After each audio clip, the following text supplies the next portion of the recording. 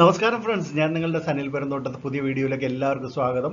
December അവസാനമായപ്പോഴേക്കും നിരനിരയായിട്ട് IPOകൾ വന്നുകൊണ്ടിരിക്കുകയാണ്. ഇനിയും 4-5 IPOകൾ കൂടി ഈ മാസം വരാനുണ്ട്. എന്തായാലും നമുക്ക് ഇപ്പോൾ പുതിയൊരു കമ്പനിയെക്കുറിച്ചാണ് പഠിക്കാനുള്ളത്. മമത മിഷനറി ലിമിറ്റഡ് എന്നുള്ള ഒരു കമ്പനിയാണിത്. ഈ പ്ലാസ്റ്റിക് ബാഗുകൾ, ചെറിയ പൗച്ചുകൾ, അതുപോലെ തന്നെ ചെറിയ ചാക്കുകൾ, ഇത്തരത്തിലുള്ള പ്ലാസ്റ്റിക് കൊണ്ടുള്ള സഞ്ചികൾ, അങ്ങനെയൊക്കെയുള്ള കാര്യങ്ങൾ ഉണ്ടാക്കുന്നതിന് ആവശ്യമായ മെഷീനറി നിർമ്മിക്കുകയും അത് എക്സ്പോർട്ട് ചെയ്യുകയും എല്ലാം ചെയ്യുന്ന ഒരു കമ്പനിയാണ് മമത മിഷനറി ലിമിറ്റഡ്. അത് കൂടാതെ ഈ എക്സ്ട്രൂഷൻ എക്യുപ്മെൻറ്റ്സ് ഉണ്ടല്ലോ, ഈ ഡൈകളിലൂടെ ഉള്ളിലൂടെ കടന്നു വന്ന് ടപ്പയെന്ന് ഇങ്ങനെ ഈ ഫുഡ് പ്രോഡക്ട്സ് അല്ലെങ്കിൽ ചിപ്സ്, സ്നാക്സ്, ഇങ്ങനെയൊക്കെയുള്ള കാര്യങ്ങൾ പാക്ക് ചെയ്യുന്നതിന് ആവശ്യമായ കവറുകൾ ഇങ്ങനെ സെക്കൻഡിൽ ഇത്ര എന്നുള്ള വെച്ച് നിർമ്മിച്ചു വരുന്ന അത്തരത്തിലുള്ള മെഷീനറികളും എല്ലാം നിർമ്മിക്കുന്ന ഒരു കമ്പനിയാണ് മമത മിഷനറി ലിമിറ്റഡ് എന്നുള്ളത്. ഇവർ പ്രധാനമായിട്ട് ഇത്തരത്തിലുള്ള എക്യുപ്മെൻറ്റ്സ് അല്ലെങ്കിൽ മെഷീനറി നിർമ്മിച്ച് FMCG കമ്പനികൾക്ക് നൽകുന്ന ഒരു കമ്പനിയാണ് ഇത്. ഇന്ത്യയിൽ മാത്രമല്ല കേട്ടോ, വിദേശ രാജ്യങ്ങളിലേക്കും എല്ലാം ഇവരുടെ പ്രോഡക്റ്റുകൾ പോകുന്നുണ്ട്. ഇത്തരത്തിലുള്ള മെഷീനറികൾ പല രാജ്യങ്ങളിലും അവർക്ക് മാനുഫാക്ചറിങ് യൂണിറ്റ് പോലും ഉണ്ട്. അതിനെക്കുറിച്ച് നമുക്ക് വിശദമായിട്ട് പരിശോധിക്കാം. എന്തായാലും ഡിസംബർ 19 മുതൽ 23 വരെയാണ് മമത മിഷനറി ലിമിറ്റഡ് എന്നുള്ള കമ്പനിയുടെ ഇഷ്യൂ ഓപ്പൺ ആയിരിക്കുന്നത്.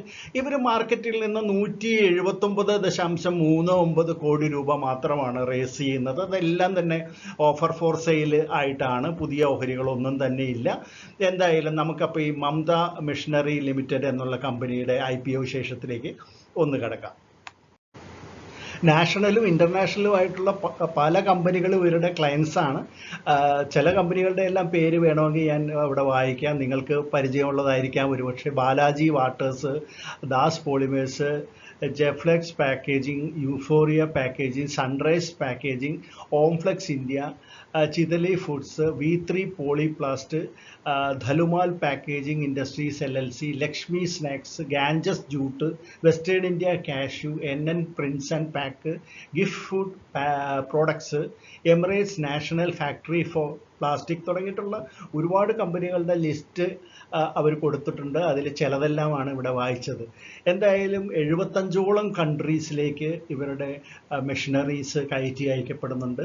പിന്നെ മാത്രമല്ല, പ്രധാനപ്പെട്ട 2 യൂണിറ്റുകൾ ഇവർക്ക് വിദേശ രാജ്യത്ത്, അതായത് USA-യിലുണ്ട്. അത് ഫ്ലോറിഡയിലും ഇലിനോയ്സിലുമാണ് ആ യൂണിറ്റുകൾ ഉള്ളത്.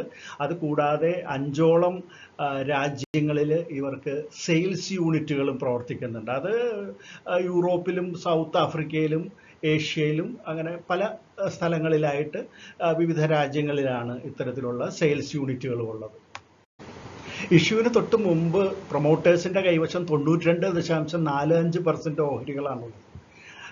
അവർ പ്രധാനപ്പെട്ട പ്രൊമോട്ടേഴ്സ് മഹേന്ദ്ര പട്ടേൽ, ചന്ദ്രകാന്ത് പട്ടേൽ, നയന പട്ടേൽ, ഭഗവതി പട്ടേൽ, പിന്നെ Mamata group corporate services LLP, Mamata management services LLP തുടങ്ങിയിട്ടുള്ളവരാണ് പ്രധാന പ്രൊമോട്ടർ എന്ന് പറയുന്നത്. ഇനി മമത മിഷനറിയുടെ മറ്റ് പ്രധാന പോയിന്റ്സ് നോക്കുകയാണെങ്കിൽ EPS 14.65, P റേഷ്യോ 16.59, NAV 53.59 എന്നിങ്ങനെയാണ് കാണുന്നത്. ഇനി നമുക്ക് ഫിനാൻഷ്യൽ കണക്കുകൾ നോക്കുകയാണെങ്കിൽ തന്നെ 2023 210.13 കോടി രൂപയാണ് റവന്യൂ. 2024 അത് 241.31 കോടി രൂപയായിട്ട് വർദ്ധിച്ചിട്ടുണ്ട്. നെറ്റ് ഇൻകം ആണെങ്കിൽ 22.51 കോടി രൂപയാണ് 2023.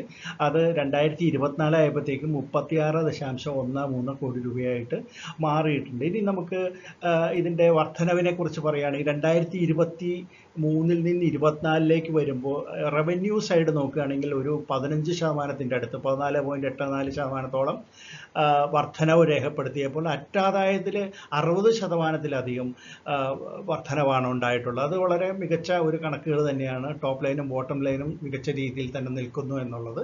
എന്നാൽ Q1 നോക്കുകയാണെങ്കിൽ, ഈ പുതിയ ക്വാർട്ടർ നോക്കുകയാണെങ്കിൽ, ആദ്യത്തെ ക്വാർട്ടർ നോക്കുകയാണെങ്കിൽ വളരെ കുറവാണ്. അറ്റാദായം 0.22 കാണുന്നുള്ളൂ എന്നുള്ള എന്നുള്ളത് ശ്രദ്ധിക്കേണ്ട ഒരു കാര്യം തന്നെയാണ്. ഇനി നമുക്ക് ഇതിൻ്റെ പിയർ കമ്പനികൾ നോക്കുകയാണെങ്കിൽ രാജു എഞ്ചിനീയേഴ്സ് 13.28 അതിൻ്റെ പി റേഷ്യോ കാണുന്നത്. Windsor machines 37.94.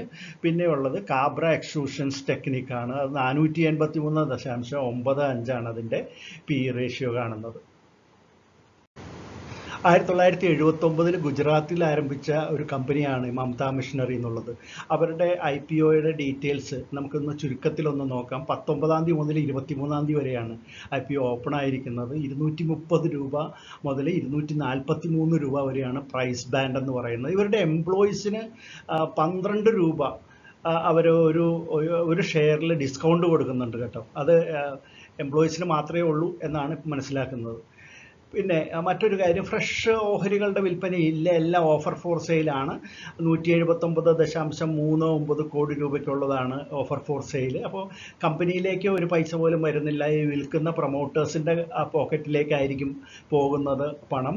പക്ഷേ ആ അവസരം ഉപയോഗിച്ച് നിക്ഷേപകർക്ക് കൂടുതൽ പേർക്ക് അതിലേക്ക് കമ്പനിയുടെ ഷെയർ ഹോൾഡേഴ്സായി മാറാനായിട്ട് സാധിക്കും. ഇനി മുതൽ ലിക്വിഡിറ്റി കൂടും. കമ്പനിക്ക് ഫ്യൂച്ചറിൽ ഒരു പബ്ലിക് ഇഷ്യൂ നടത്തണമെന്നുണ്ടെങ്കിൽ എളുപ്പമായിരിക്കും. ഒരു ലിസ്റ്റഡ് കമ്പനി എന്നുള്ള ഒരു സ്റ്റാറ്റസിലേക്ക് കമ്പനി ഉയരും. ഇതൊക്കെയാണ് ഈ ഓഫർ ഫോർ സെയിൽ മാത്രം നടത്തുന്ന കമ്പനികളെ സംബന്ധിച്ച് പറയാനുള്ളത്.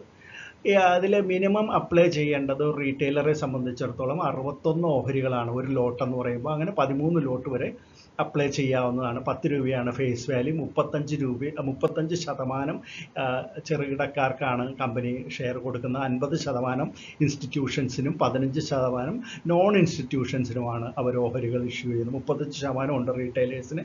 ഇത് NSEയിലും BSEയിലും ലിസ്റ്റ് ചെയ്യുന്നതാണ്. 27 ഡിസംബർ 27 ആയിരിക്കും ഇതിൻ്റെ ലിസ്റ്റിംഗ് എന്ന് കരുതപ്പെടുന്നുണ്ട്.